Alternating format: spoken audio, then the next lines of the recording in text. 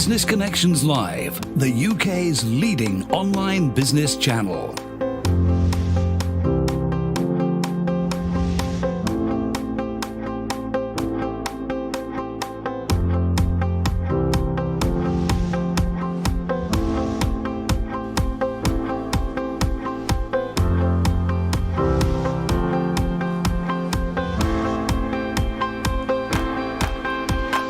This is Business Connections Live with Steve Hyland.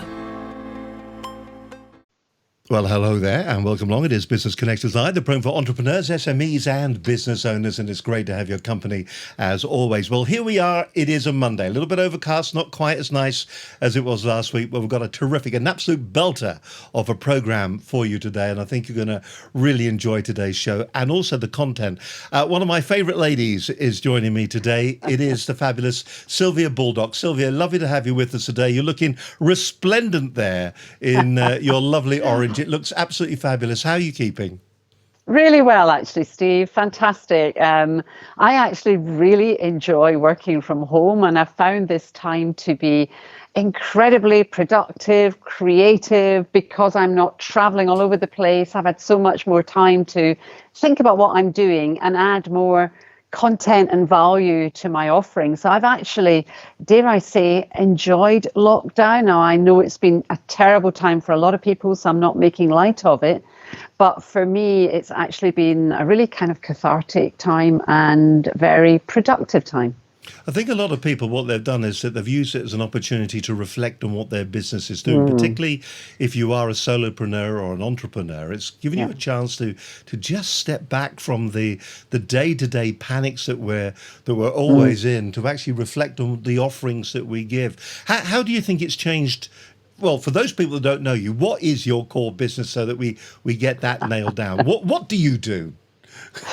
Okay, well, in a nutshell, I'm all about helping people to bring more of what's already inside out. So, all of us are born with an amazing skill set, and over our growth, we build up so much experience, and yet we find it almost impossible to relate what we do and what our unique value is to other people, because we're brought up to be incredibly modest.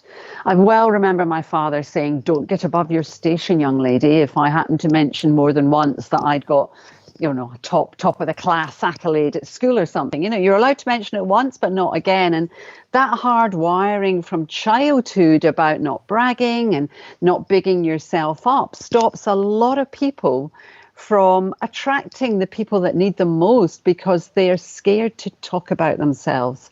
So what I do is I work with people to help them reconnect with who they are at their core, what's their unique value, but more than that, to then be able to share it in a way that is authentic, it's real, and it enables the people that need them most, their services, their products, whatever, to find them and to either work with them or to have enough information to recommend them intelligently.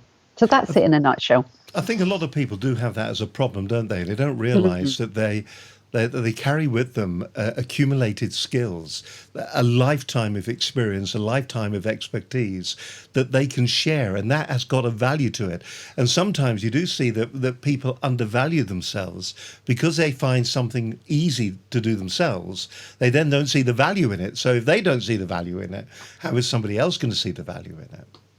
Totally agree, Steve. And as you know, a lot of the time I talk about being in flow. In other words, playing to your strengths, doing what comes naturally.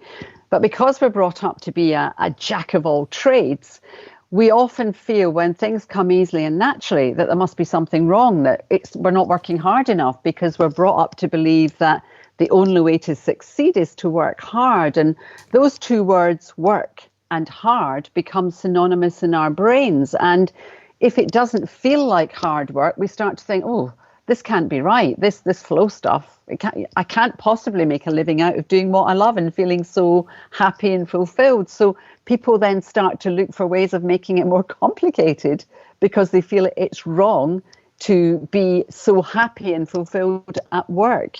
And similarly, they find it, as you say, difficult to feel that they've got something of value to offer because it comes so easily to them. They think, well, everybody must know how to do this. So that's a lot of what I do, is actually getting people to reconnect with that uniqueness and go, no, this is special. This is different. And I can help people with this. It's very interesting when you sent the prep form. We always do a prep form before we do the promo, so we know the kind of direction we're going to go. These aren't thrown together. Oh no, sorry. There is some preparation goes to this. It lasts nearly maybe 2 or 3 minutes. It was interesting when I saw your prep form come back and the title, because I always ask our guests on what they're going to talk about. Living your legacy by becoming more significant. That's I mean, that encompasses so much, and it doesn't just encompass our business lives, does it? It also is looking at our personal lives, how we perceive ourselves, how others perceive us as well, and what our ongoing legacy is when we shake off this mortal coil and we move on. So it's a wide changing or a wide it's a wide sort of basket of different things that we're going to be talking about. When you talk to people about this, Sylvia, what's the core message that you're trying to get across to them?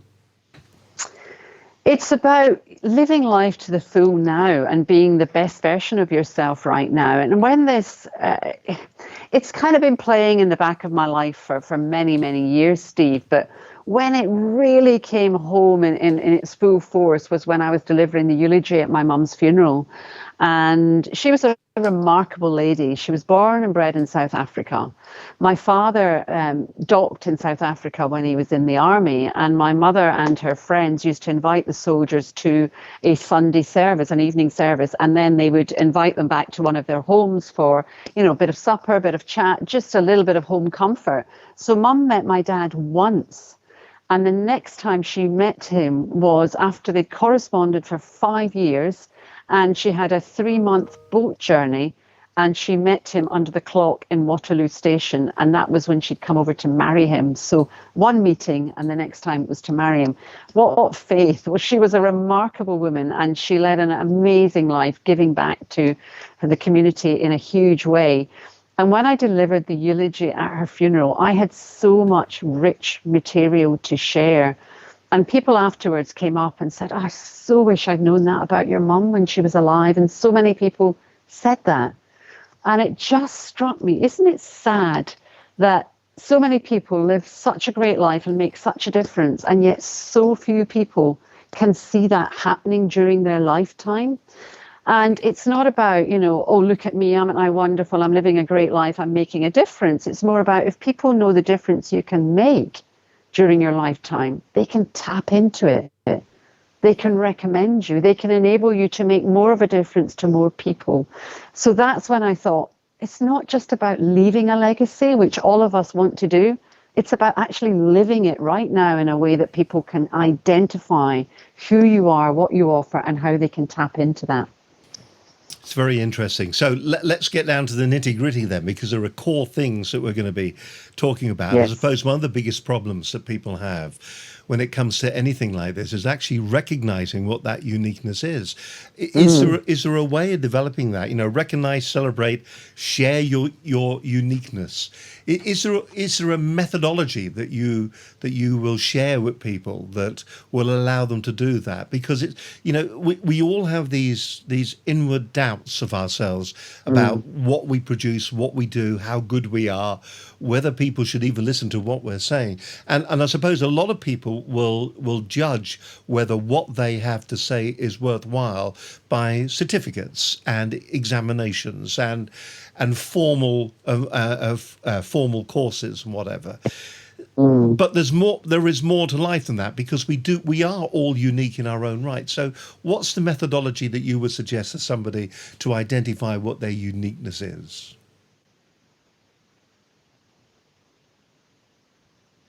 Oh, great question, Steve.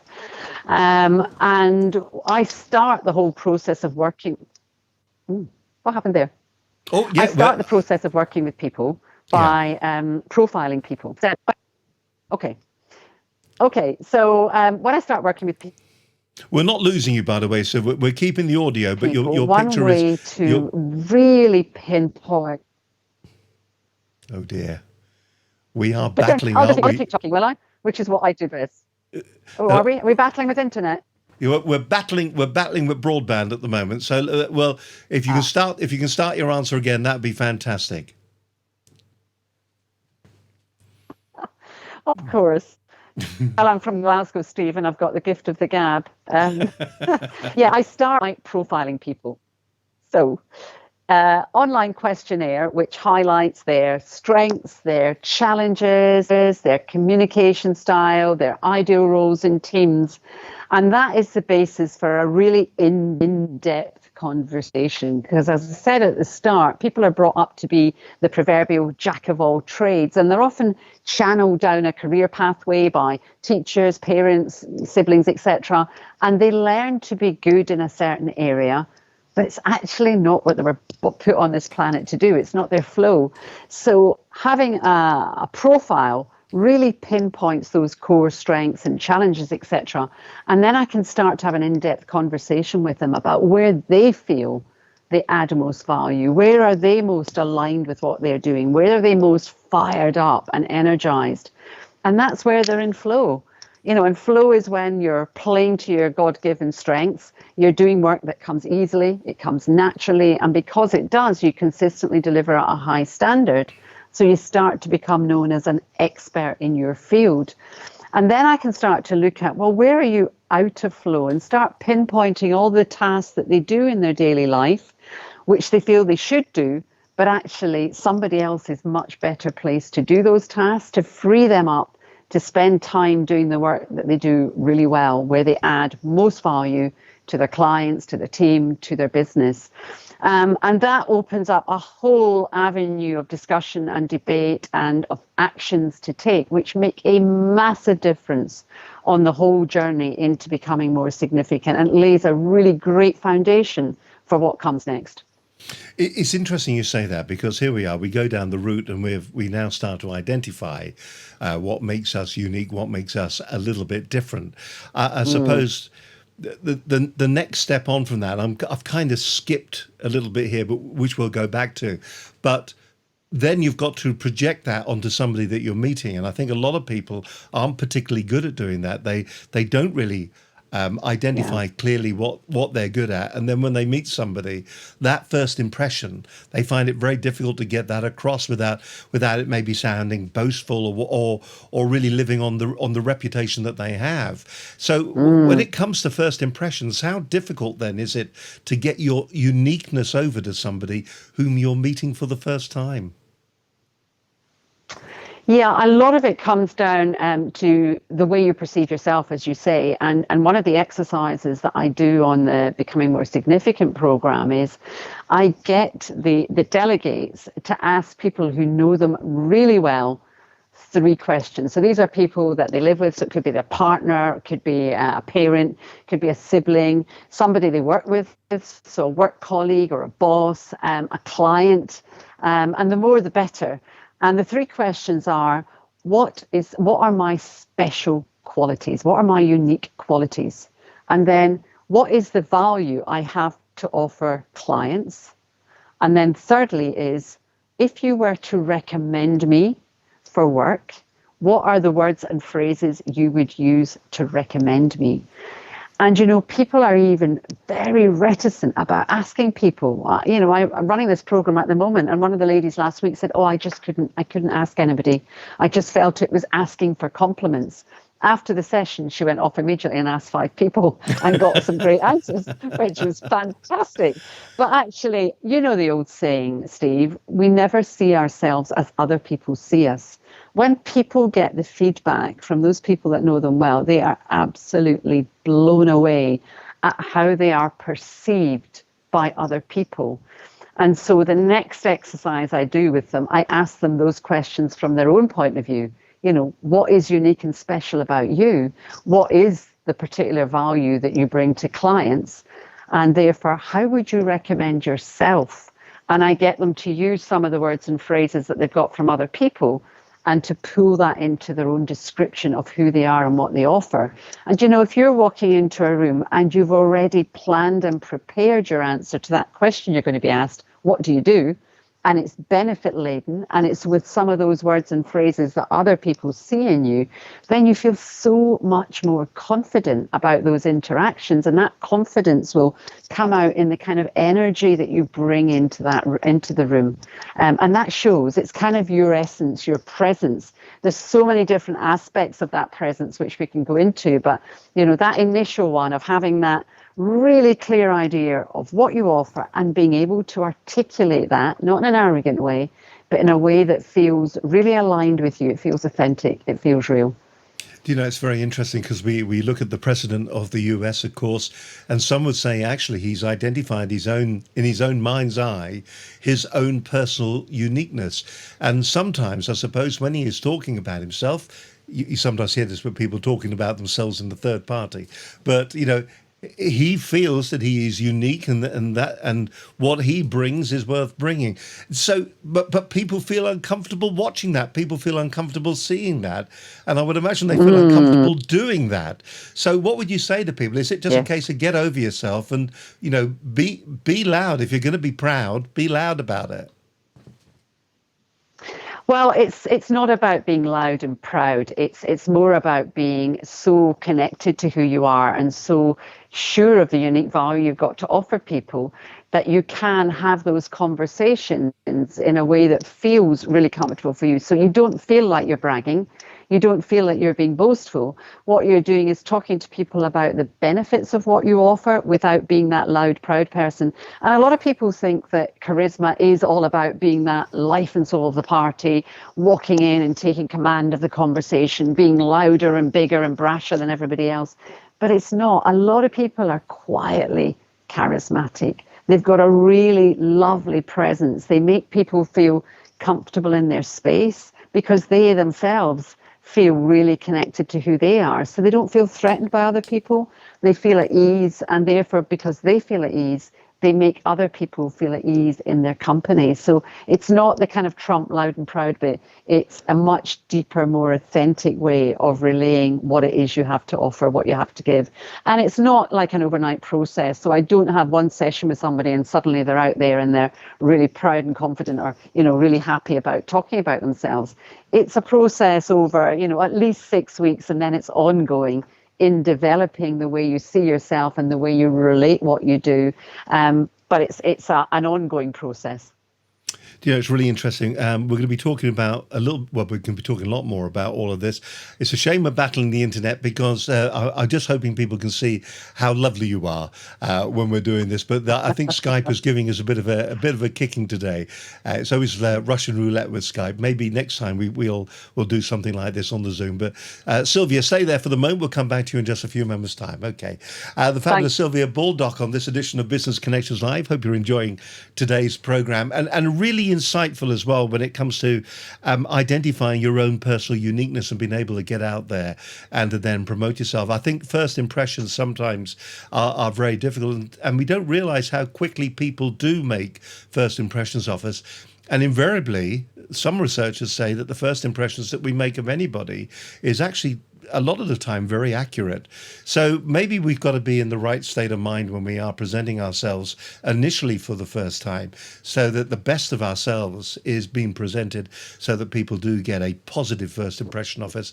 And therefore that's going to lead to, further discussions, further interaction, and hopefully people will then get to know the real you as the progress moves on. Let's go back a week now, shall we? We'll look back at last week's program. We were talking about local SEO.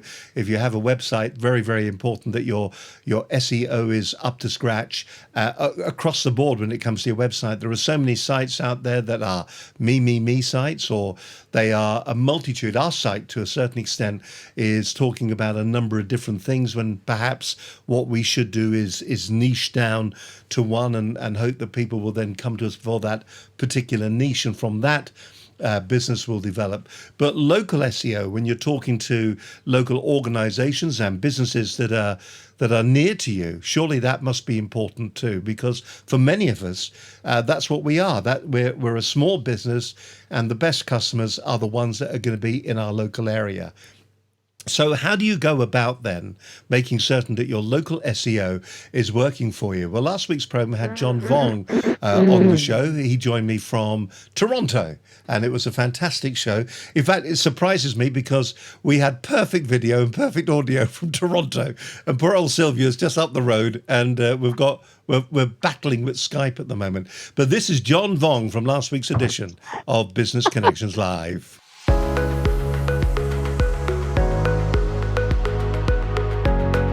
So my name's John Vong. I'm the owner of a company called Local SEO Search. We're based in Toronto, Canada.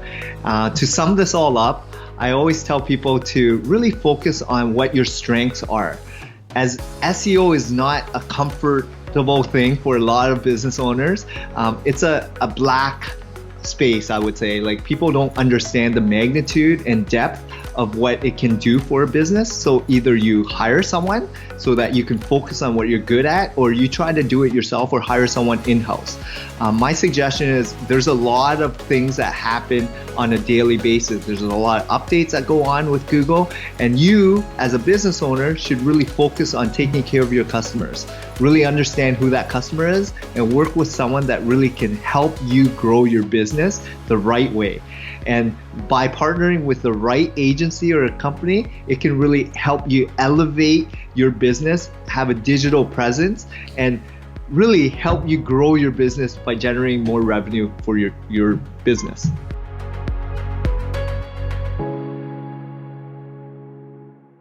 On the program. It was an incredible program last week. We really did enjoy having John on the show.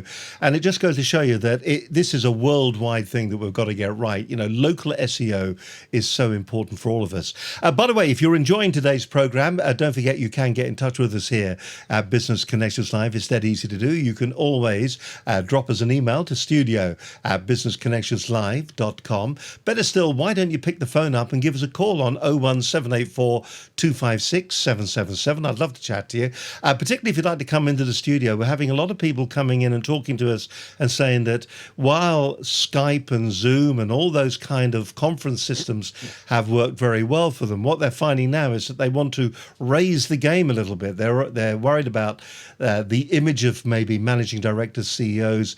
They want to give a more professional feel to the productions that they're doing. And if you're interested in finding out more about that, then you can come to us. We've got a whole host of technology at the studio that we can do everything with, everything from virtual backgrounds to real sets. So if you'd like more information about that, give us a call if you wish. Don't forget, you can follow our stream of consciousness at BCL Business TV. You can also watch the program on Facebook as well, for that matter. And also, you can go to the website where there's over 400 hours of great business advice at businessconnectionslive.com. You're watching Business Connections Live. My guest on today's show is the fabulous Sylvia Baldock. There she is, albeit slightly pixelated, but she's looking fantastic today, resplendent in her orange. And today we are talking all about all about your legacy, living your legacy by becoming more significant. Sylvia, you know, we were talking about first impressions. The next stage that I'd like to go on to, if I may be so bold, is, and it's something that I try to promote, how do people be seen as an expert in their field? It's all very well, I think, a lot of the time saying that you're an expert in your field, but how do you actually then go on to demonstrate that so that people actually do believe what you're saying? Great question, Steve. I think it's so important to have that expertise across, all the media platforms, because if somebody comes on and, sees you on Facebook or LinkedIn and it's not great, then that damages your reputation. And I tend to think of, prospects and clients as having a bank account of trust, and every interaction they have with us, it should be the same as putting a deposit in that bank account of trust. So it's being consistent across all the various platforms we have, from our website, our LinkedIn profile, Facebook, YouTube videos, the whole thing. There's that consistency that they get. What they see is what they get with you. You're not going to be one way one week and a different way another week. But the expertise comes with sharing value. Now, we were having a conversation earlier on, Steve, about the fact that some people, it's just the same old being regurgitated again and again and again on platforms. I think it's really important to continually be evolving and growing and learning in your area of expertise so that you can be sharing things of value. And a great example of that right now for me personally is that I'm writing a book about becoming more significant, and it's quite an in-depth book, and I'm doing it with publishers. So they are checking the manuscript. I'm being mentored on it, and I'm being sent back to the drawing board, and I'm having to do, well, I'm loving doing actually really in-depth research to bring more color to the whole manuscript. And I'm loving it because I am learning so much. Now, the impact of that is that the coaching that I'm doing at the moment, the group programs that I'm running, the masterclasses, I'm bringing that research in. And so I'm educating people with information that they've never heard before. I'm able to add that to my newsletters, to put it on my LinkedIn social media posts. So people are seeing me as an expert, if you like, in this whole topic of becoming more significant. But it's because I'm continually learning and growing. And if I'm not continually learning and growing, then all I've got to share is the same old, same old. So I think that's really important, Steve, to keep learning and growing, but then to share that value across all the platforms that are available to you and consistently share value. Somebody once said to me that when you're employing a salesperson, you've got to be very careful that the person that you employ, when you ask them how much experience they have, that they don't have 1 year's experience repeated 20 times, as opposed to actually really having 20 years experience. And I think there are a lot of fakers, I'm afraid, out there at the moment who read the book and then regurgitate the book and then present it as if it is a unique idea on their own part. I mean, one of the things I hear the most when it comes to using video, very powerful. It's going to work for you because it's going to be more engaging when you're talking to somebody because they can see the whites of your eyes. You're reading the person who is talking to you. But the thing I hear the most is be yourself. Be yourself on camera. Well, actually, being yourself on camera isn't actually quite enough. You've actually got to be 110% of yourself because the camera will flatten you. It'll remove some of the energy. And that's why all of this, every time that we present on camera, it is always, whether we like it or not, a small performance, because we're always ever so slightly different. And it just annoys me because somebody somewhere probably said, be yourself on camera. Well, I'd like to think that I'm myself on camera, but I'm a slightly louder version, a slightly more energetic version of myself on camera, because the camera needs that to show me just as normal. And it's that regurgitation of half truths and half expertise that I think is a huge worry online at the moment.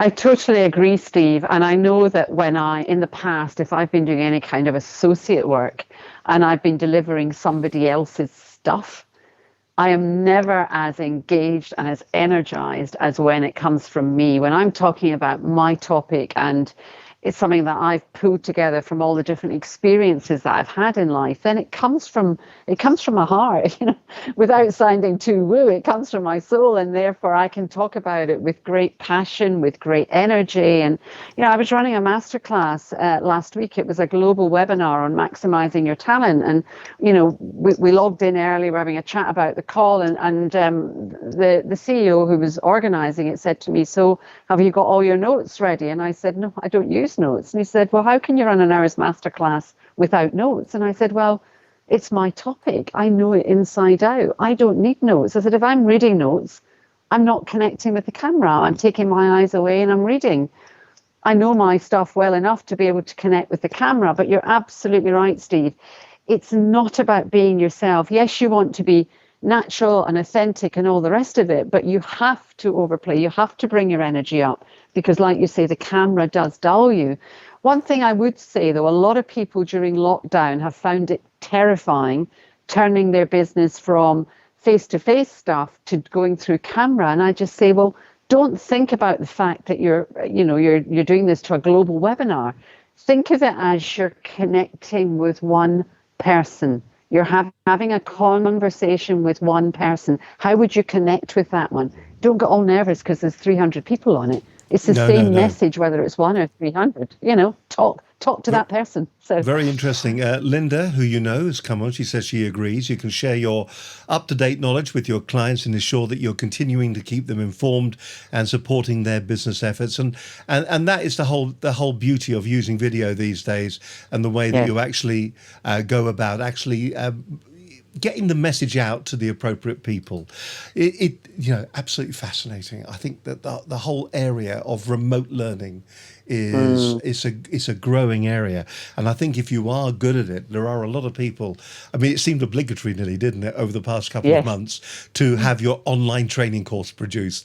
Did you Yeah. produce one? Have you produced Yes. an online training course? Of course Have you I did, Steve. Of course you did. It's I did. compulsory. I love it. I love it. It's the honesty of it. By the way, you were talking about image as well earlier on, and you've always struck me as being very clever with the way you portray your personal image, your personal profile. Yes. If I was to walk into a room and somebody might be wearing either orange or in your case yellow, then I would know that would be you. And what's been lovely, we were talking, as we said last week, about websites, and I was just looking at your website, and it's the website is just magnificent in all its glory. It really does. It's a consistent brand. Do you think having a consistent brand is very important when it comes to projecting the knowledge that you have? I totally, it's back to that trust, isn't it? If somebody, every time they have that experience of you, they get that same impression of you, then it just embeds that trust further. And as you know, I'm famous for wearing yellow, and it goes a lot further than vanity. A lot of people think that color and what you wear is just vanity, but on several occasions when I've worn my trademark yellow jacket on stage, for example, people have come up to me afterwards and said things like, well, as soon as you stood up wearing that yellow jacket, I knew you'd be good. And when I say, well, why? There it is, the trademark yellow jacket. Yes, indeed. When I say, why is that? They say, well, you've got to be confident to wear that color. So if you're confident enough to wear that color on stage, then you must be confident about what you've got to say. So yes, and we talked about that first impression, Steve, and we only have 1/10 of a second to make that first impression. And that, as you rightly said, that first impression is often very accurate and often stays in the brain of the observer for many, many years. And one way we can make that first impression is being the best version of ourselves physically. So we walk in, we look good, we're well turned out, we look energized, our body language is very positive. Then when people see us, they'll immediately be drawn to us, because when we're in a room full of strangers, we want to talk to somebody who looks like they're going to be easy to converse with, not somebody who looks really nervous and they're hiding behind just a sea of blandness, and because it could be like drawing teeth out of them. So that visual image, sorry about that visual image is so important. But does it stop there, do you think, at the visual image? Do you think, what is the next step on from that? Because to be remembered as an expert, surely, I mean, you do a lot of the Vistage CEO training as well. And obviously you're going, and other senior management level training. Yes. When you go in and you talk to them, obviously you want to, when you walk away, you want them to remember you as being someone who has had the right expertise. Do you think it's the linguistics, the things that we say, that are also important these days? Oh, of course it is. Yeah. I mean, you can make the most brilliant first impression, but if you open your mouth and talk a load of rubbish, then of course you're going to lose that credibility. You're going to immediately drain that bank account of trust. Yeah. Yes. I mean, the color and the image is part of it. However, the color and image goes further, and I'll always remember a chap called Steve. What a brilliant name. Steve Beckles-Ebusa. I don't know whether you've ever met him. He occasionally comes to the PSA. And his trademark color is orange. So he'll wear an orange tie, orange socks. He has an orange car. And when you see him on social media, there's lots of orange. But when I asked him about it, because I was fascinated by why he chose orange, he said that to Native Americans, orange is a color of inspiration. It's vibrant, it's radiant.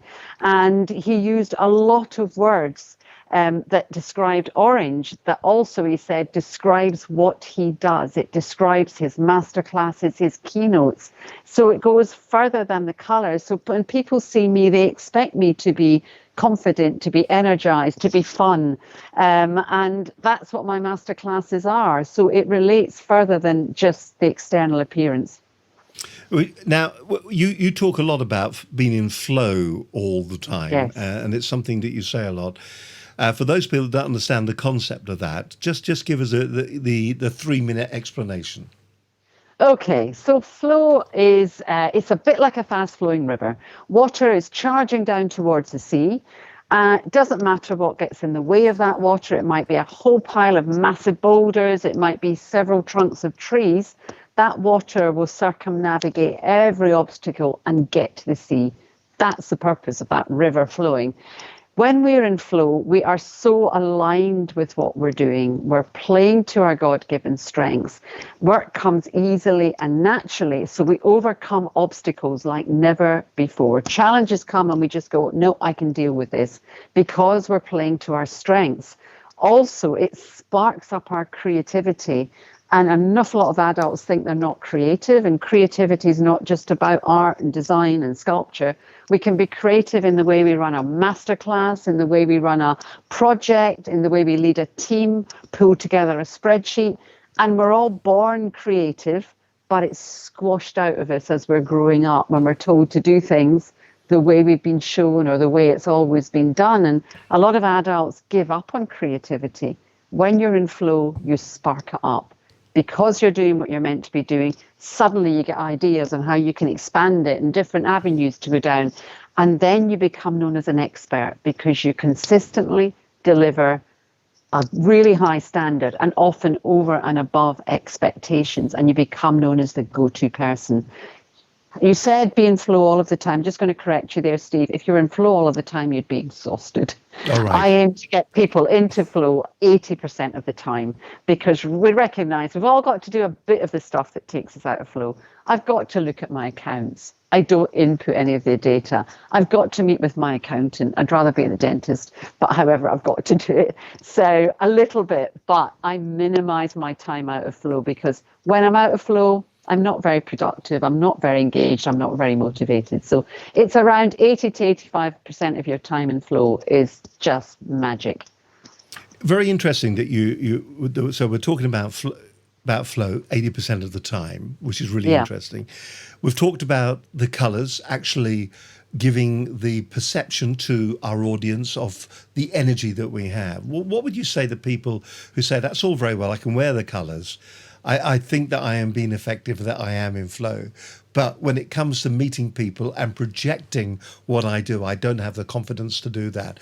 What would you say to them? And do you have any sort of Sylvia Baldock hints and tips that will allow people to maybe grow their confidence, so that when they are confronted in a situation where they will feel less confident, that they've actually got that inner strength to build up, to stand up, and to be that confident person that they wish they should be? Yes, I mean, the whole program around becoming more significant, which is an initial 6-stage program, is all aimed at pulling out what's already there. So who are you at your core? What makes you tick?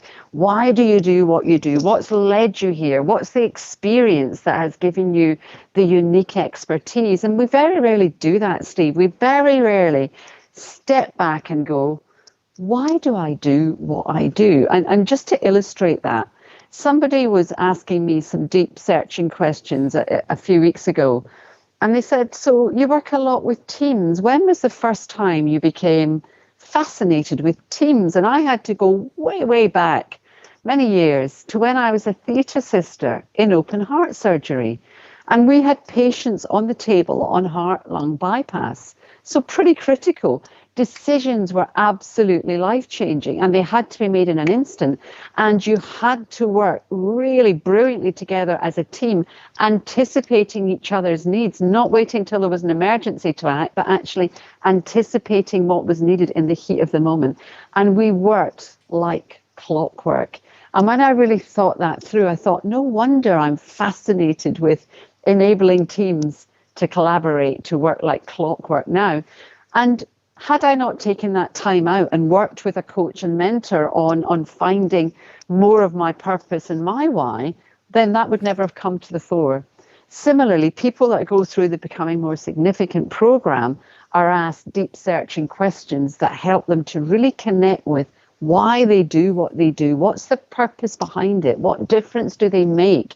So it's a gradual process, building up those layers of confidence and peeling away the layers of limiting self-belief that have built up over the years with all the relationships they've had and the careers they've had, peeling them back bit by bit to reveal that diamond inside that people need to see, that the world needs to see. So it's a gradual process. But I would say working with a coach, mentor, investing in your own personal development is crucial to being able to authentically relate what it is that you do and how you can help other people. Do you think it's from that experience then that has allowed you to, with your leadership training, because you understand truly what leadership is? And a lot of leadership training that you see online at the moment is textbook, it's theoretical that we're actually seeing. That's what's been sort of pumped out there to the masses. And really from your experience and from your expertise, it's those practical lessons that you've learned about leadership that make the difference when it comes to the training that you give to leaders. Absolutely, Steve. It's so important to draw on your own experience, and not only have you got the experience, but you can refer to that real life experience. Because like you say, anybody can learn from a textbook what good leadership is. Anybody can learn what great communication styles are.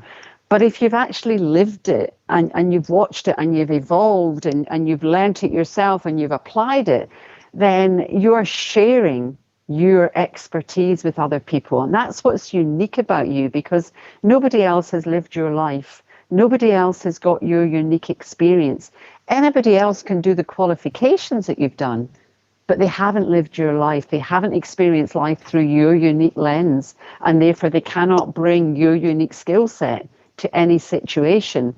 And a lot of what I do is it's come about through years of also having coaching and mentoring for myself and developing myself and going on training courses and gaining accreditations to widen the scope of what I can offer, but interpreting that learning and those accreditations into something that I can deliver in my way from my experience. So that's what unique, and that's what I'm trying to get people to connect with, what is unique about them that nobody else can copy.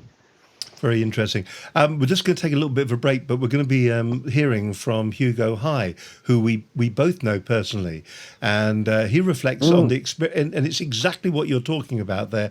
He reflects on the experience that he had when he was working in middle to senior management when it comes to dealing with blue-collar workers, how to motivate a workforce. But the lessons that he now teaches and talks about are from his personal experience. I mean, you know Hugo very well, don't you? I do. Fabulous guy. Yes. Fabulous guy. And I think you're going to find him very interesting as well. It's the key takeaways from his program. He was on the show a couple of years ago now, actually. And it was just insightful because it was the techniques that he used to make certain that he was maximizing what he could get out of his workforce because, well, he was sharing their problems with them. He was acting as a true leader. My name is Hugo High. I'm an international business coach and I do quite a bit of speaking on leadership. The key takeaways in being a great leader is, first of all, it is not about you. So make sure that you involve and engage the team around you. When things go wrong, look in the mirror and say, what could I have done differently? What do I need to develop? What do I need to do better? And when things go right, then look out of the window and praise your team, engage your team. And that also means that you need to connect with your team. So yes, your door might be open to everyone. Well, congratulations, that's a good first step. But make sure you walk out of that door yourself. Go meet, talk to the cleaner, talk to the lady in the canteen, have a chat with them, ask them what involves them, what is their contribution to the company. Because only then you can really engage everyone.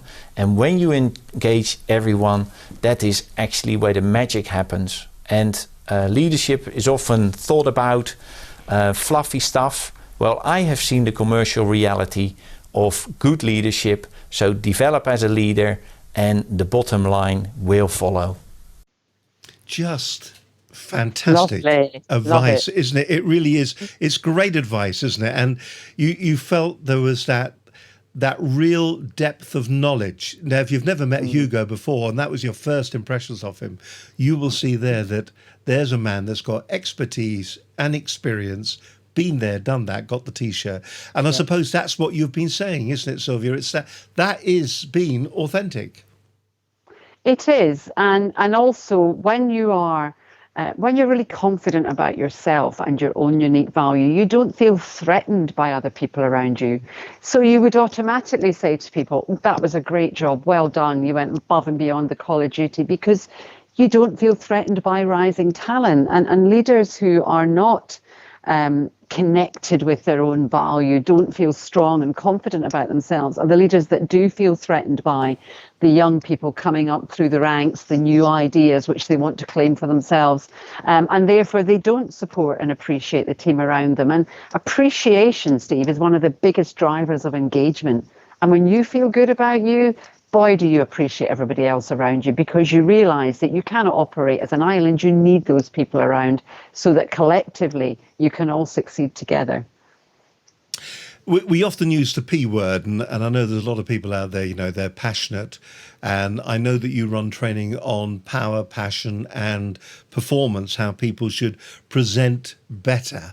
Is that part of this as well, do you think, that we've just got to be a better version of ourselves? Yeah, well, when you feel good about you, Steve, you're going to bring the best version of yourself to the stage. And you and I have discussed this before. You may not remember, but the Professional Speaking Association, sometimes, because it's a Saturday, you get people standing on stage in the kind of gear that they would kind of sit around the house and watch TV or walk down the park in. And I always think, if you're on stage, dress for the audience that you want to get in front of, because that's the impression that you're giving. And as you know, when people come to the PSA, quite often they're visitors. They might pass through once. If you've been on that stage wearing your casual sit around the house gear, that's the lasting impression and the only impression that person will have of you. So I think it's really important to bring the best version of yourself to whatever you're bringing.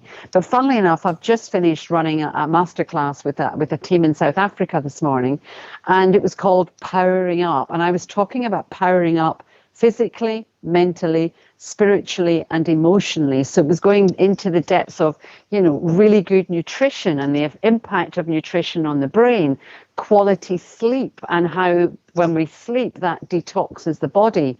It helps us to absorb and store information from the day, so it embeds learning. And then the brain will start to create new brain cells. So if we're not getting quality sleep, or we've had loads to drink, fallen into bed late, we have a really disturbed night, we're not going through those processes. So we're going to feel really rough the next day. Exercise, the feel-good hormones that exercise release that reduce cortisol levels, reduce our stress levels, help us to operate far better. All of those come into play. And if you walk into a room and you stand on stage and you're feeling really good mentally, physically, spiritually, emotionally, the energy that you bring into that room is quite remarkable, and it's almost magnetic. And people are drawn to you. They might not know why. They just feel that they're drawn to you and they want to be in your space. And that's a lot more than just the physical appearance. Interesting as well. Linda, once again, Linda's getting involved today, which is very good news. She says, Hi, Linda. Hello there, she is. Hi, Lynn. Important to establish your professional credentials. And I think that truly is very, very important, isn't it? Mm-hmm. Because there is that perception. And it's interesting you say that. For all the years that I have done television, I always think it looks nice to wear a jacket. I may well be wearing shorts right now, but I think that the jacket, the tie, and all the rest of it all become very, very important. And a lot of that is image. Antonio Falco, he adds to that as well. What does he say? He says, look smart, act smart, talk smart. I cannot disagree with that. I think that is so true that you've really got to really be thinking that when you go out there. Yes. So, and I'm sure that's exactly what you will be telling your students too. If there was one piece of advice you would, and I'm going to ask you to do a summary of the hour in a moment, but if there was one piece of advice that you find yourself giving on a regular basis, be it to leaders that you are training, be it the people that are on your online training courses, which are mandatory these days, if there is one piece of advice you find yourself giving regularly, what do you think that piece of advice might be? It's invest in you. Invest in you. Put aside time every day, every week, every month to invest in you, whether it be mentally, physically, all of them, mentally, physically, spiritually, emotionally. Build in a routine of self-care that subconsciously says to you, I matter enough. Because when you're sending those subconscious messages to yourself by physically doing things, then you're gradually building up your self-esteem, your confidence, you're getting rid of some of those layers of limiting self-belief, and you're bringing your best version of you to every interaction. I think that's really good advice, and I can see why that is a piece of cornerstone, a pillar of what you say. Listen, it's been a fantastic hour. It's a shame that the internet let us down just a teeny weeny bit. Poor old Skype. It's worked flawlessly over the past couple of weeks, but today, I'm afraid you've been slightly pixelated, but we could hear what you were saying, and I think it's the content of what you say which is really important. And I've loved having you on our little old program here today. If you could sum up the hour, the key things that we should walk away with, those key learnings from today's program, please say who you are and where you're from, and then the key learnings that we should walk away with, and also how, if people want to contact you, how they can go about doing that. Thanks, Steve. So I'm Sylvia Baldock. You will find me on sylviabaldock.com. I am from Glasgow originally, but living in Buckinghamshire and work throughout the UK and some global work. And I'm all about bringing the best version of people to the fore so that you can live life to the full and actually live your legacy right now instead of just looking forward to leaving a legacy. And what that means is that you are bringing the best version of you to every interaction. You're continually evolving and growing and taking on new knowledge and expertise that you can share with your clients, your colleagues, your prospects. You're investing in your health and well-being to be the best version of you, both in your work life and your personal life, and that you are in flow so that you know exactly where your natural strengths are and you're spending 70 to 85% of your time fully in flow, doing the work you were put on this planet to do, where you make maximum impact on the people around you. I work with individuals, but more than that, I work with teams. So I run masterclasses for teams, I run team sessions, and I'm running a group program right now, which is having a dramatic effect. It's called Becoming More Significant. And you'll find the details on my website, which is sylviabaldock.com. Brilliant. Sylvia, it's been an absolute pleasure. We'll just remind people of what the website looks like. There it is. There's Sylvia's website. You can go on there. You can find details about the training that Sylvia is offering at the moment as well. But also you'll find out more about the young lady as well. And also you can read her blog and watch some of the videos that she has done. And many of the videos are actually from performances. I don't mean that. From presentations. Performance presentation that she's done in the past. So if you want to find out more about who Sylvia Baldock is, then just go to her website. So what's the address once again, Sylvia? It's sylviabaldock.com. And finally, here we are. We're been asking people's opinions on this over the past couple of weeks. We're at the tail end of the initial lockdown for COVID. How do you think it's going to change industry? How are we all going to come out of this at the other end? And is there going to be another end? Well, I think it's going to change the face of the way we work forever. I mean, personally, I was traveling up to Glasgow once a month, every single month. I'm not going to be doing that anymore because it's so much time traveling. I'll probably go out once a quarter. I think a lot more companies are going to have staggered times when people are in the office, so they're going to enable their people to work from home to save that expensive and timely commute. So people are going to be more effective because they've proved that they can work well well from home. I think, unfortunately, people that rent out office space are going to take a bit of a hit, because I think a lot of the office space will now be reduced because there'll be less people in at any point in time. But I think we're going to do more of this, Steve. Less traveling, less building up air miles, less pollution of the environment, and actually a lot more on Zoom, on Skype, because it works so well. So completely change the way we work. And I think people are getting very used to it. And I think there are some very worried landlords out there at the moment who have got premises where really there is not the need anymore to have these large headquarters and places like that. And even hot desking is going to slowly disappear, because that just doesn't work as well. But I think what's been interesting is that I actually think it's all for the best as well. I think people seem to have slowed down a bit, or when they've become more productive by being at home, and they've taken away the drudgery of life. Yes, indeed. And they've valued how important family time is.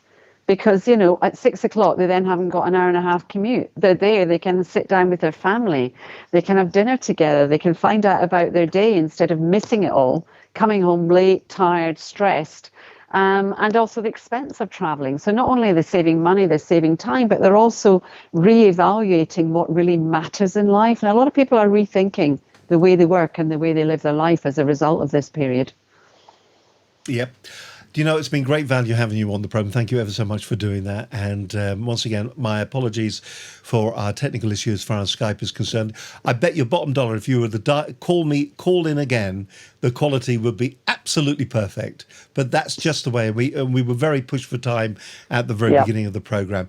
Sylvia, from me and the rest of the team, thank you very much indeed for joining us today. It's been an absolute pleasure having you on the program. I look forward to seeing you. We're both members of the PSA, which is the Professional Speakers Association, and I look forward to seeing you in London at some stage in the next 2 years, because it does feel that it'll never things just are not going to get back to normal ever again. Sylvia, thank you very much indeed for joining us on today's program.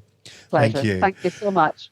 Sylvia Baldock there on today's edition of Business Connections Live. We do it all again next week. I think we're off to New York next week. We're talking to an entrepreneur over there who has built a business. We're also going to be looking at how to market your way out of what is going to be a recession. Regardless of what we think, there is going to be a recession. But how do you raise your profile? We've been talking about personal profile. How do you raise your business profile when it comes to using marketing and PR? We're going to be talking to some experts on that on coming programs over the next couple of weeks. Listen, I hope you've enjoyed today's program. Thank you very much for joining us. Don't forget, you can watch all of this show again if you wish, or you can watch one of the other 300 or so programs that we've produced. So do go to the website at businessconnectionslive.com. But from me, Steve Hyland, and Sylvia Baldock, till we talk again, have a great week and stay safe and be alert. From me, Steve Hyland, bye for now. Bye-bye.